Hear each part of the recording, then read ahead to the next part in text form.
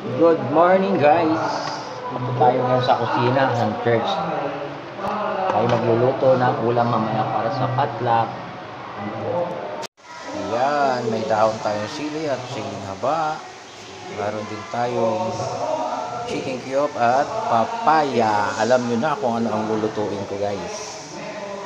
Ayan. Ating sinaing ay luto na. Ayan, ang ating sinaing isang malaking rice cooker. Ayan, kumulo na ang ating manok. Nagisa ko na to kanina yan. May tanlad siya guys. Sinaksakot siya muna para lumabas yung katas niya, para masarap. Ayan, kumukulo na. Lalagyan na natin siya ng sabaw.